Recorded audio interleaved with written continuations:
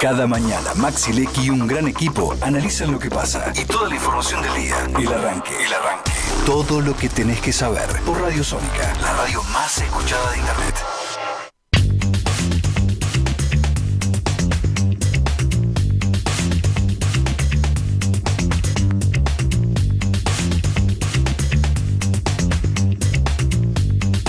Bueno, son las 11:30 de la mañana. Como te adelantaba en el bloque anterior, nos vino a visitar Mercedes de Mendieta, que es diputada nacional electa por Izquierda Socialista dentro del Frente de Izquierda. Es docente de la Universidad de Buenos Aires, se autotitula como feminista en sus redes sociales.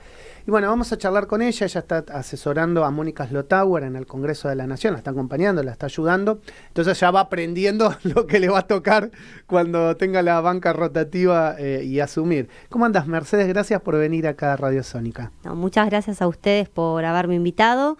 Bueno, recién les contaba que estaba llegada recién del Congreso, que hay una reunión previa siempre ante la sesión, que es la reunión de labor, y vamos a una sesión que no se sabe si finalmente va a tener quórum, porque lo que está atravesando toda la discusión en el día de hoy, más allá del temario mismo de la sesión, es la discusión del presupuesto 2025. Okay. Según dijo ayer el gobierno, se suspendió. Por ahora, se sigue negociando con los gobernadores. Sí, es una situación compleja porque Esper, que es el presidente de la Comisión de Presupuesto, la levantó. Ya la semana pasada en la reunión había quedado claro que había una fuerte disputa entre los aliados y los cómplices que tiene este gobierno de ultraderecha para llevar muchísimas de sus políticas, vetos y demás, como por ejemplo el PRO, que estaban presionando para que haya cambios en el proyecto de presupuesto que tenga que ver específicamente con la plata que le giran a las provincias. Y ya había dicho Esper, bueno, no, acá no vamos a hacer por ahora ningún cambio. Nuestro proyecto para el presupuesto 2025 es el que presentó Milei, casi sin público, aquel 15 de septiembre, que es un presupuesto que es muy complejo, ¿no? Ustedes seguramente habrán lo discutido, ¿no? Y comentado de que es un presupuesto que al ajuste que ya estamos viviendo, que nos llevó al 53% de la pobreza solo este año, la pérdida salarial, los despidos. Sí, se agudiza ahora en las provincias. Ahora les recaería a las provincias. A las provincias, pero también como tiene esta cláusula, incorpora una cláusula que permite que si no se llega al superávit que el gobierno estima, podría volver a ajustar incluso las partidas que ya estaban asignadas para el año que viene. Como además modifica o intenta modificar algunas leyes o tirar abajo unas leyes, por ejemplo, la ley de financiamiento educativo, que este proyecto de presupuesto dice, bueno, esta ley ya no va más, que es la ley que establecía que los gobiernos tenían que poner el 6% de presupuesto para educación. La ley para ciencia y tecnología, para educación tecnológica. Bueno, ese conjunto de leyes también dentro de este presupuesto deja de ser una reglamentación para que el gobierno pudiera, en todo caso, si no le alcanza la plata para pagar la deuda externa, que es el principal objetivo que tiene el presupuesto 2025, volver a ajustar. O sea, no es solo la miseria que ya vemos que ahora, está. Pensemos políticamente, al gobierno le conviene entonces, digamos, que no haya presupuesto porque puede seguir manteniendo, ya no el del 2023, sino el del 2022, ir reasignando por sí mismo, ¿no? Pienso en voz alta.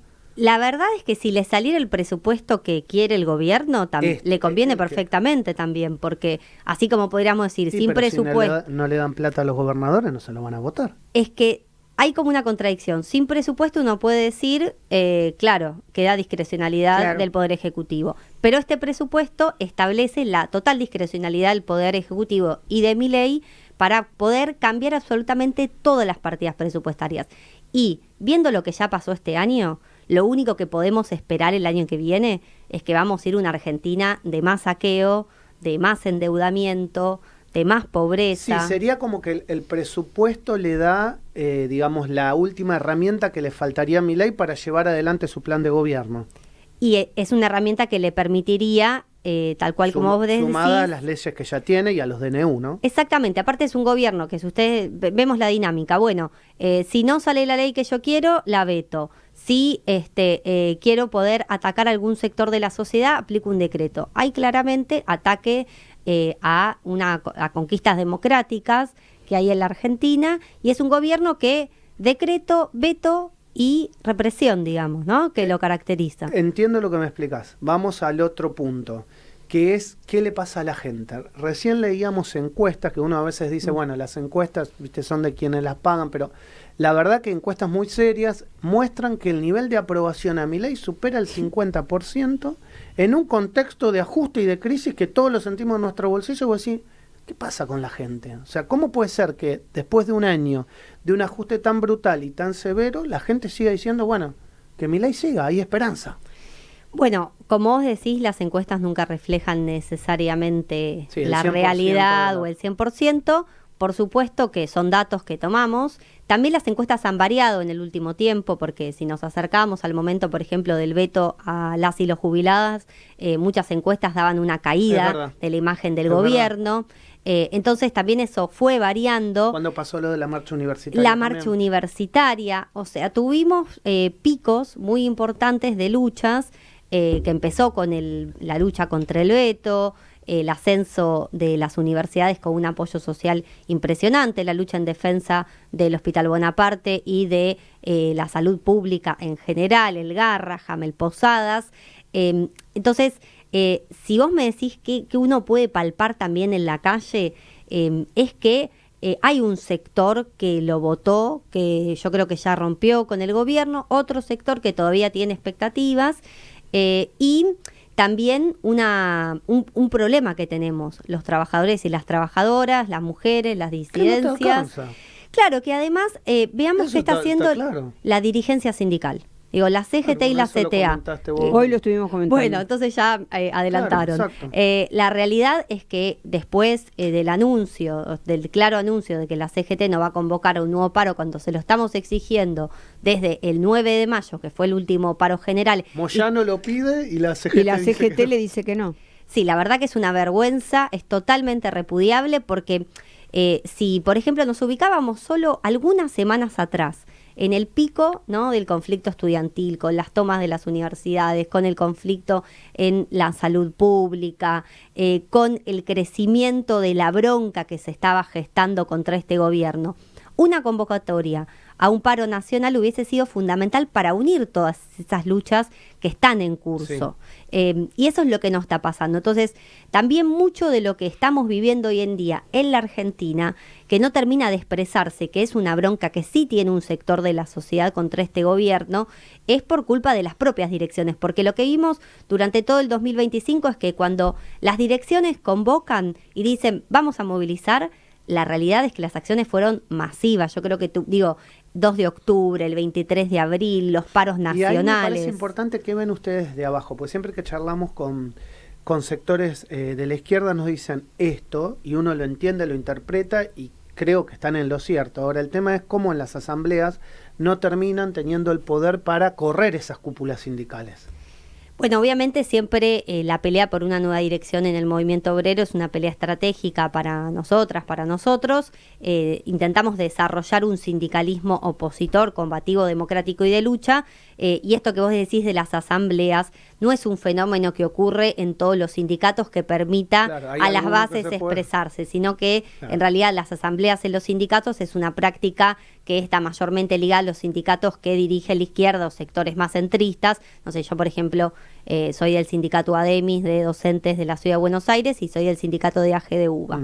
Tenemos por supuesto esa práctica, pero los sindicatos en esos casos los dirigimos nosotros y nosotras la izquierda. Entonces tenemos obviamente esa práctica democrática porque creemos que lo fundamental para lograr que se ganen las distintas luchas y las acciones es un plan de escuchar lo que dice la gente. Exactamente, los trabajadores, también la asamblea. Esto mismo que ustedes dicen, palpar el momento, digamos, porque yo creo que la dinámica vamos a ir a picos de movilización muy importantes contra este gobierno. La realidad es que ahora fue frenado el conflicto universitario, por ejemplo, por las propias conducciones sindicales, y ahí tuvimos un problema. Sindicales y estudiantiles. ¿Y la política?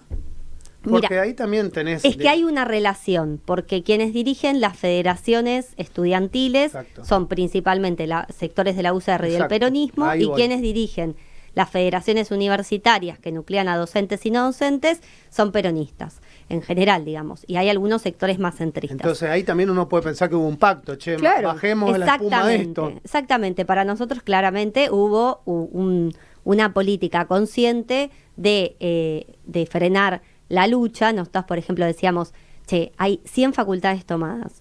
Los pibes y pibas en todo el país, porque fue un proceso impresionante. La verdad que, no sé, yo como docente... Lo veíamos acá por Callao, era impresionante. Las dos marchas, la de abril y la de ahora la de octubre. Pero tal cual, fue espectacular, y digamos, y en la juventud, que tanto había este cuestionamiento, si la juventud se había ido a la derecha, y probablemente muchos de los pibes que estaban tomando las facultades, quizás algunos hasta lo habían votado Milei por la bronca al gobierno anterior, o por el voto bronca, o por la falta de expectativas de un futuro. Y sin embargo, en ese momento, que era el momento de radicalizar el conflicto para poder conseguir el presupuesto que necesitábamos ahora, la realidad es que estas conducciones jugaron para desmovilizar, para hacer que las tomas se vayan desgastando o las distintas acciones se vayan espaciando en el tiempo.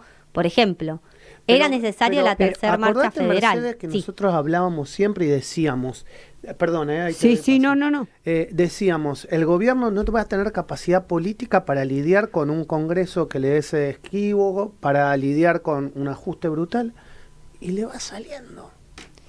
No, le decimos de una manera esto. Hay muchos diputados peluca en todos los bloques. Esa es la realidad, o sea... hay mucho, y también lo que está faltando es una renovación. Lo estábamos hablando acá. Porque a la juventud vos ya no la arrastrás más con la historia, digamos, de herramientas que son vetustas. Tal vez no tanto en ustedes, entonces, pero en el peronismo falta. La juventud universitaria, yo egresada de la universidad y en un momento de mucha lucha, te puedo decir que la juventud creyó mucho en estos mecanismos que vos estás contando, pero ahora no. Entonces ahora se da cuenta que la lucha es política y que es entre los políticos, y bueno, pasa lo que vos estás diciendo.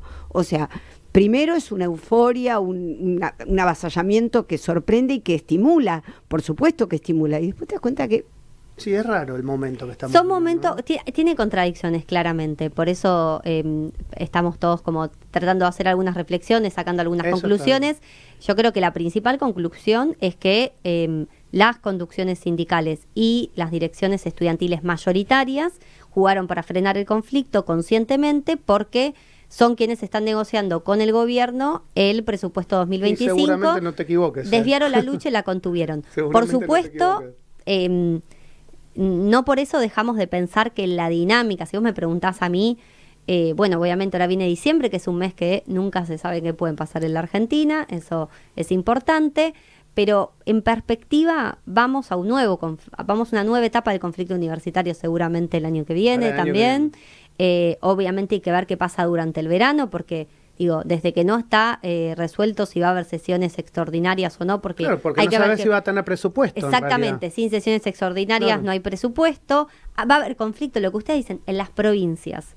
La gente, cuando no le paguen los sueldos, o cuando, nos estamos, o sea, la realidad social. Y hay provincias. Yo te cuento el caso de Santa Fe, pues soy de Rosario, y a mi mamá me contaba, los impuestos que se están previendo para el año que viene, justamente porque no se saben los presupuestos, y la mano en el bolsillo que le está metiendo el gobernador, inclusive a las jubilaciones, que obviamente tienen algún sueldo un poco más alto, mi mamá cobra por la caja de jubilación de la provincia, es impresionante. Y nadie dice nada, todos calladitos, Bueno, ahí hay un conflicto latente. Hemos tenido conflictos este año en las provincias, está la lucha de los docentes y las docentes de Jujuy, también estuvo la lucha en Misiones, hay luchas en Tierra del Fuego, hubo una lucha también muy importante en Córdoba, o sea, hay luchas provinciales que no llegan quizás a nacionalizarse, o bueno, no que pasa eso. La gente por ahí no lo sabe, pero ya que está lo cuento. Sobre el impuesto a las ganancias que te cobran en la jubilación, en el salario, el gobierno de la provincia de Santa Fe puso un bono extraordinario mensual, además del impuesto a las ganancias. Sí, muchacho. Es que estamos en un país donde quienes pagan los impuestos es jubilación. Somos es los salario. Trabajadores, los pobres, los jubilados.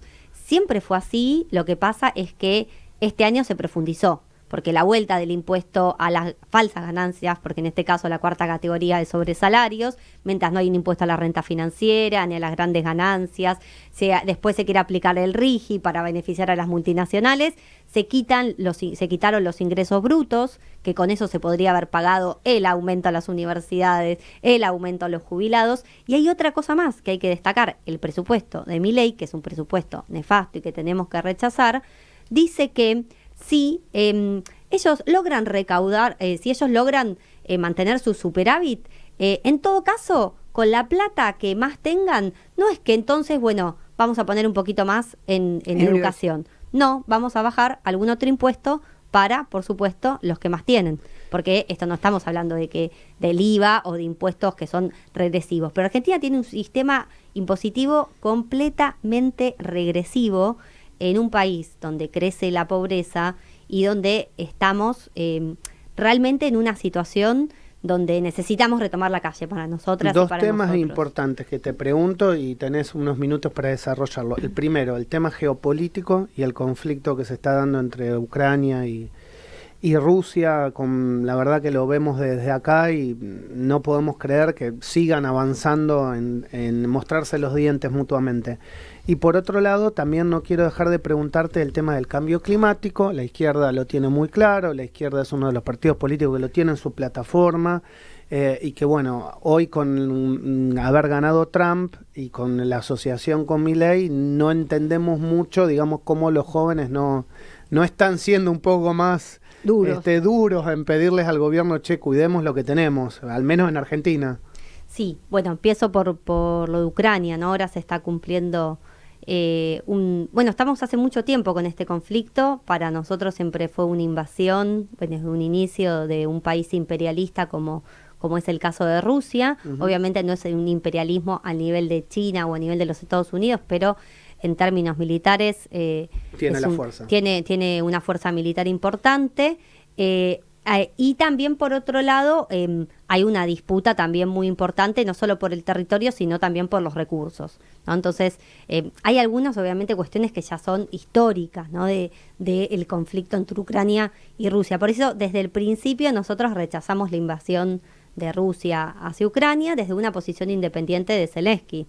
Porque, por supuesto, sabemos que ahí hay intereses, porque por un lado están los intereses del imperialismo ruso y por otro lado están los intereses de la Unión Europea, y por supuesto de todos los países y de la OTAN, que sabemos que son actores importantes. Entonces, tratando siempre de tener una posición independiente de ambos sectores imperialistas. Desde nuestra parte, como somos parte de una organización internacional, hemos incluso mandado delegaciones que han ido a Ucrania en varias ocasiones. Ya hicimos 4 viajes para poder ir adentro y ver qué es exactamente lo que estaba pasando y poder tener un diálogo con la propia resistencia ucraniana, ¿no?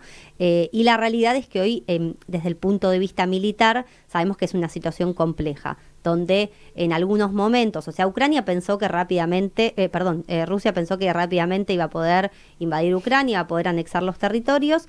La realidad es que eso no lo pudo hacer porque encontró esa resistencia, pero hoy en día esa resistencia cada vez recibe menos armas, está más golpeada y Rusia está en un proceso de avanzar. Entonces estamos como en ese momento donde creemos que lamentablemente, entonces obviamente estamos por la autodeterminación de los pueblos. Entonces la realidad que cualquier tipo de invasión la repudiamos y nos ponemos desde el punto de vista militar. Ojo que esa autodeterminación puede chocar con nosotros con el tema de Malvinas, ¿eh? Claro, no, bueno, pero en ese caso no es lo mismo porque en el caso de Malvinas no estamos hablando de un pueblo que esté reivindicando sus tierras, sino que son invasores, ¿no? Entonces, en realidad estaría mal utilizado por los Kelpers el término autodeterminación. Vale la aclaración. Vale la aclaración, que igual es importante decirla. Es verdad que muchas veces hemos escuchado que la han intentado aplicar, pero la autodeterminación no le corresponde a un pueblo invasor. Exacto. Y por lo del cambio climático, lo último, situación, creo que es terrible el cambio climático que estamos viviendo. Vimos lo que pasó en Valencia, solo por un ejemplo de los últimos, de los que más impacto nos generó, con la cantidad de muertos que hubo. y la mala gestión, por supuesto, que fue un desastre por parte, lamentablemente, que se llevó la vida de muchas y muchos. Y también lo estamos viviendo, ¿no? En todo el mundo, el cambio climático, el aumento de la temperatura de las aguas, de las tierras, y bueno, nosotros tenemos un gobierno negacionista al cambio climático. Lo venimos denunciando desde hace varios años, desde que Milei fue candidato a diputado, que decíamos, che, este sujeto es de ultraderecha, es peligroso, es negacionista de los derechos de las mujeres y las disidencias, cosa que también lo vimos con la votación de la ONU, y además es negacionista del cambio climático.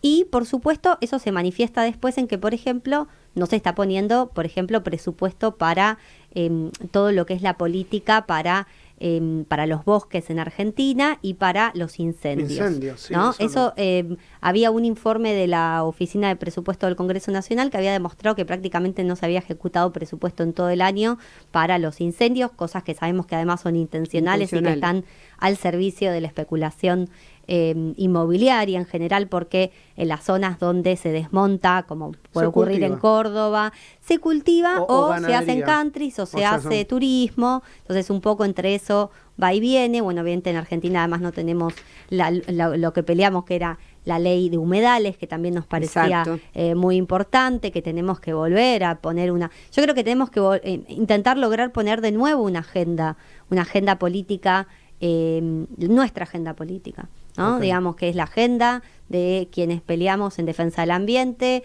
de quienes peleamos por los derechos de las mujeres y las disidencias, por la clase trabajadora, porque la juventud tenga un futuro.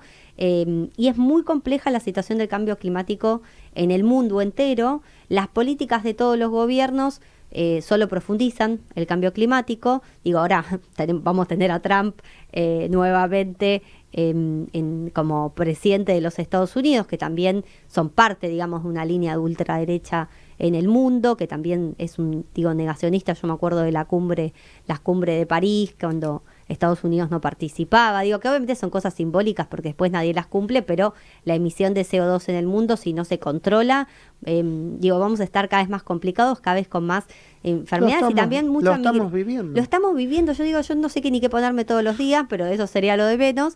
Pero realmente es una situación muy compleja porque podemos ir a todo tipo de problemáticas climáticas que afecten nuestra salud y la salud, por supuesto, de nuestro mundo, y que realmente si no hay políticas para combatir el aumento del CO2 en el mundo y políticas que sean verdaderamente, que vayamos a una transición energética, que es lo que creemos que necesitamos, ¿no? Una transición energética en el mundo. En 10 años, 10 años quizás es mucho, porque el cambio climático avanza mucho más rápido de lo que esperábamos, ¿no? Exacto. O sea, y vamos a veranos cada vez más calientes, inviernos que pueden ser cada vez más fríos. Si me decís 10 años, yo te lo firmo, ¿no? 10 años es mucho, sí. No, la verdad que los últimos 2 o 3 años, yo creo que la pandemia fue un punto muy importante porque fue aprovechada por todos los gobiernos capitalistas, las multinacionales, los grandes empresarios, para hacer destrozos ambientales, ¿no? Y creo que estamos pagando las consecuencias de todo esto que está ocurriendo, sumado a que muchos de los negocios nuevos del mundo, o no nuevos, pero sí que ya se están implementando y que están ligados al saqueo de nuestros recursos, son completamente contaminantes, ¿no? Como el saqueo del litio, que, por supuesto es muy codiciado, el fracking para el petróleo, la megaminería. Entonces tenemos también ese problema que, si vemos a nuestro país, me tocó viajar varias veces a Chile por militancia, cuando fue la rebelión del 2019, y justamente Chile es un país que quedó hecho un gran desierto, producto de la megaminería contaminante que utiliza las aguas del cobre, y realmente hay poblaciones enteras que prácticamente no tienen acceso al agua dulce, ¿no? Producto de la megaminería. Entonces, hay una agenda que tenemos que volver a discutir y, por supuesto, ser completamente críticos de un gobierno que yo creo que tenemos una tarea fundamental, que es retomar las calles, tirar abajo este plan económico de este gobierno que obviamente en todos los rubros nos está atacando, También estamos resistiendo y no ha logrado hacer todo lo que quisiera hacer. Creo que sido mucho peor si no hubiese vivido tantas luchas este año. Pero evidentemente tenemos que ir a fondo, unir todas las luchas, seguir exigiéndole a la CGT y a la CTA que convoquen a un nuevo paro general. Y si será no van a esperar sentados. Iba a decir eso. Y si no será con los dirigentes, será también con procesos de autoconvocados que hemos tenido con experiencias la gente, claro. este grado, con seguramente luchas que se pueden dar de todo tipo. Digo, vos decías cambio climático, y lo último que digo, me sonaba al verano que vamos, muy caliente. ¿Qué va a pasar con la luz? Que sabemos Olvídate, que va a ser un tema muy complejo, ya lo ¿no? avisaron. Y bueno, y eso va caldeando el ambiente seguramente para que nos encontremos en las calles peleando por nuestros derechos para tirar abajo al plan del gobierno. Mercedes, gracias por venir a Radio Sónica y bueno, será hasta la próxima. Muchísimas Mercedes gracias Mendieta, a ustedes. diputada nacional electa de Izquierda Socialista en la mañana del arranque. Se hicieron las 12, chicos, increíble. José, nos reencontramos mañana.